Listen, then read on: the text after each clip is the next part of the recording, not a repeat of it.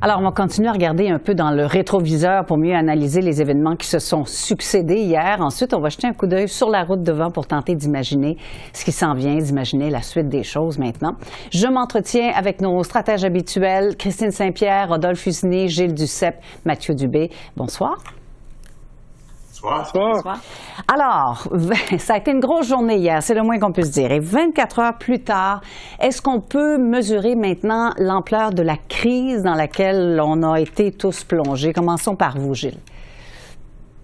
Moi, je disais que j'avais l'impression d'avoir assisté au bye-bye de 2024 hier.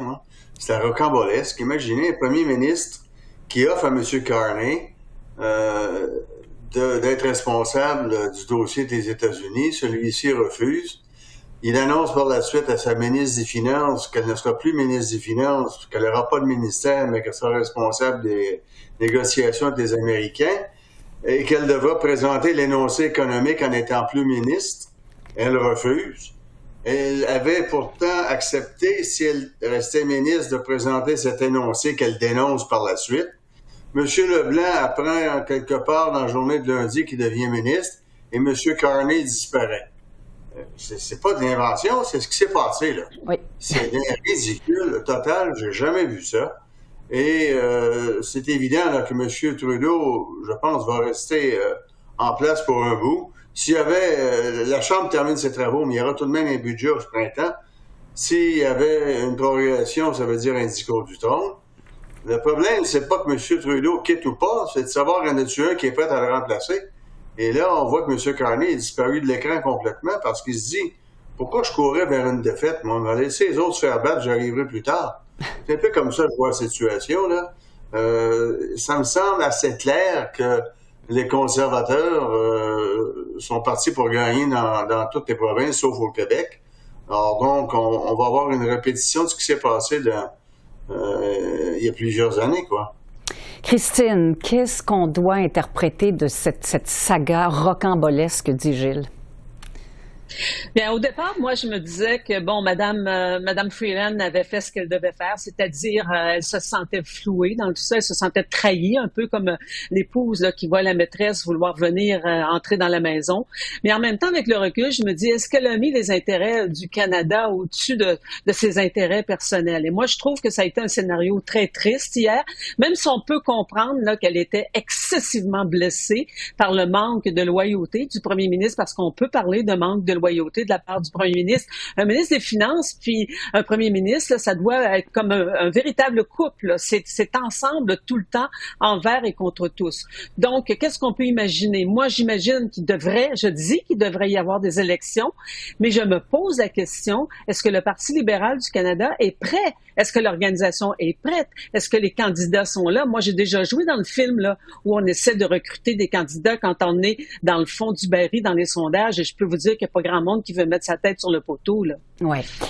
Rodolphe, blessée, Mme Freeland, ou elle a simplement voulu prendre ses distances avec, on l'a su après, là, ce que la mise économique allait annoncer?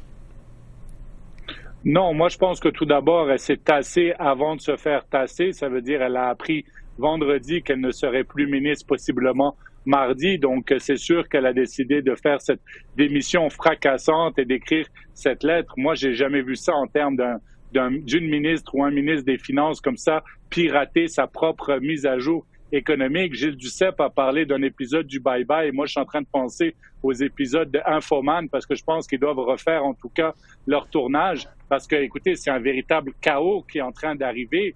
Si M. Trudeau pense qu'il est encore l'homme de la situation, chose que pas beaucoup de gens en tout cas le pensent, ben alors il doit affronter les électeurs. Je pense que c'est ça la réalité de notre système parlementaire.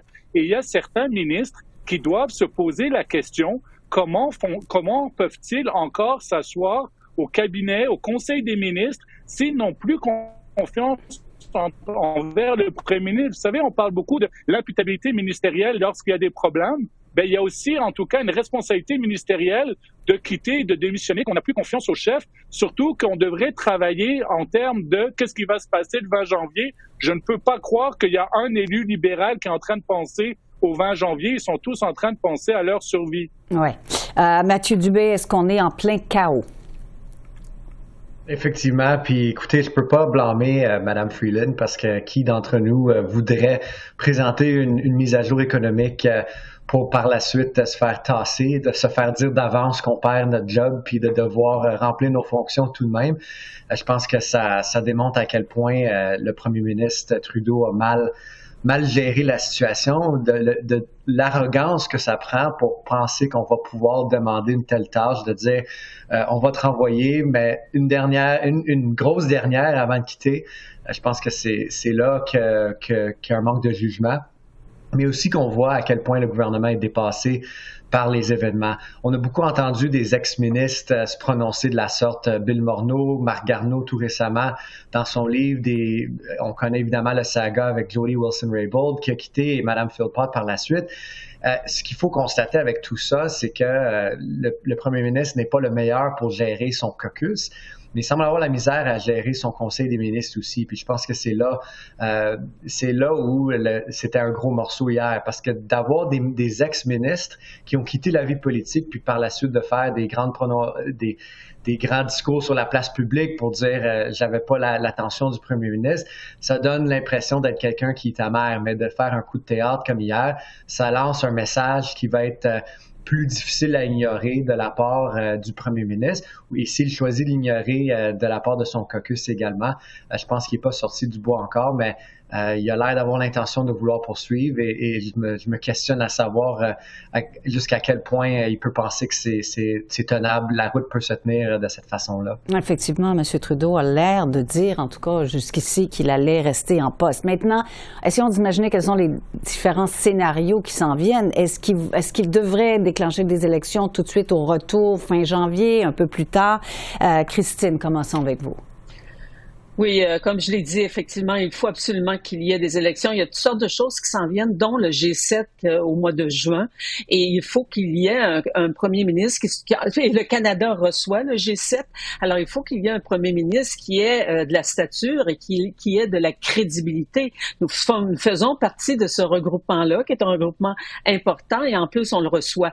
Donc, aller en élection, aller se chercher, s'il veut être capable d'aller chercher un mandat, on veut c'est ça qu'il veut, aller se chercher un mandat, qu'il aille le chercher, et sinon, bien, ce sera quelqu'un d'autre. Mais il faut qu'il y ait une stabilité qui s'installe au pays. Là, nous sommes dans l'instabilité totale, et M. Trudeau doit vraiment prendre les intérêts du pays, mettre les intérêts du pays au-dessus de ses propres intérêts.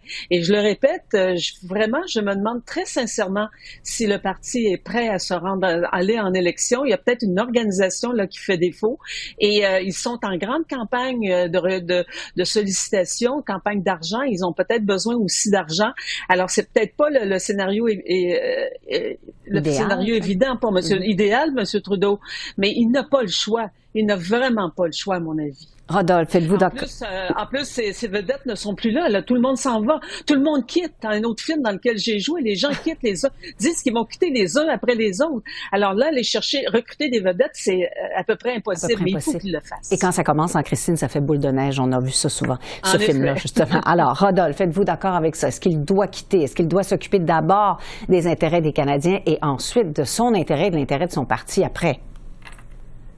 Oui, écoutez, moi, ça fait des mois que je dis qu'avec l'élection américaine, un premier ministre, qu'il soit libéral ou conservateur, se doit d'avoir un mandat fort pour s'asseoir avec les États-Unis ou en tout cas de pouvoir naviguer la prochaine année. Monsieur Trudeau doit réaliser que c'est l'intérêt du pays. Normalement, en ce moment-ci, il devrait entrer tout, comme on dit en anglais, all hands on deck. Tout le monde devrait être en train de travailler concernant qu'est-ce qu'on fait avec les États-Unis. On a parlé beaucoup de cette Team Canada ou quoi que ce soit, mais pour l'instant, on n'a pas de leader et on a un leader qui est en train d'essayer de sauver sa peau. On ne peut pas imaginer un instant que M. Trudeau, aujourd'hui, pense beaucoup à la relation Canada-États-Unis, mais plutôt essayer de voir comment il peut réussir à sauver les meubles. Si M. Trudeau n'est plus l'homme de la situation, mais en tout cas, s'il pense qu'il l'est encore et s'il n'y a personne dans le caucus libéral ou dans le Conseil des ministres qui est capable de lui dire que c'est plus l'homme de la situation, alors qu'il affronte les élections. Mathieu, est-ce que c'est est-ce qu'on pense que les proches de Justin Trudeau lui disent qu'il est temps de partir? Ben, je pense que c'est ça le problème, c'est que les proches, il y a personne, en fait, comment je pourrais dire, il y a personne dans son équipe, dans son bureau, dans son entourage, peu importe, qui semble être en mesure de dire non, ou s'il y a quelqu'un, il y a pas personne qui nous permet d'écouter la personne qui dit non. La personne qui dit non, ça tombe sur les oreilles d'un sourd. Je pense que c'est ça le défi. Il semble vraiment avoir un cercle qui s'est rapetissé au fil des ans. On n'a pas réussi à remplacer des conseillers avec qui il était proche, des personnes qu'il était en mesure d'écouter. On n'a pas remplacé, on parlait des candidats vedettes tantôt, on n'a pas réussi à vraiment faire le plein en termes des gens dans son entourage, qu'ils soient élus ou non, qui sont capables de lui dire de quitter. Je pense que c'est pour ça qu'on se retrouve dans une situation où il y a aucune indication qu'il va quitter. Il semble vraiment prêt à aller jusqu'au bout, ce qui est vraiment un non-sens à mon avis, parce qu'effectivement, peu importe si on devrait aller en élection ou non, je pense que le fait qu'il doit quitter, surtout après les événements d'hier, est devenu très clair. Même la perspective je pense par exemple, puis je prêche un peu pour ma paroisse, mais de la perspective du NPD, qui a été bon joueur avec le gouvernement depuis plusieurs mois, c'est difficile de soutirer des gains politiques d'un gouvernement qui est mort-vivant rendu là. Je veux dire, à un moment donné, ils ont perdu leur ministre des Finances et tout ça. Je veux dire, à quel point on peut avoir des gains substantiels devant un tel scénario. Je me questionne vraiment là-dessus. Puis évidemment, c'est sans mentionner tous les autres aspects qui ont été soulevés par mes collègues sur le panel. On pense par exemple à M. Trump, mais aussi à la crise domestique par rapport au coût de la vie et tout ça. Ouais. Il y a tellement d'enjeux qui nous guettent que c'est difficile d'entrevoir un scénario où on peut poursuivre la sorte. Gilles, est-ce que vous pensez vraiment, connaissant M. Trudeau, sa personnalité, sa façon de voir les choses, sa façon d'agir, est-ce que vous pensez vraiment qu'il va dire fin janvier au retour, très bien, je vous ai entendu, je déclenche les élections? Difficile à dire, il est imprévisible et j'ai l'impression c'est un groupe où l'incohérence règne totalement.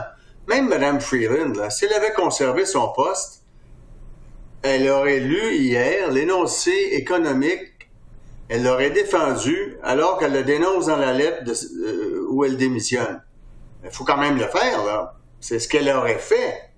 Elle n'est pas la seule. Chacun pense à ses propres intérêts et je pense, moi, qu'ils s'en vont vers une défaite magistrale et je le répète, les conservateurs devraient, à travers tout le Canada, être les grands vainqueurs, sauf au Québec. Et le NPD risque d'être les compagnons des libéraux jusqu'à la fin, ce qui est très bas, ça. Merci beaucoup. Merci à vous quatre pour avoir répondu à nos questions encore une fois aujourd'hui. Au revoir. Merci. Sur ce, je vous souhaite de joyeuses fêtes.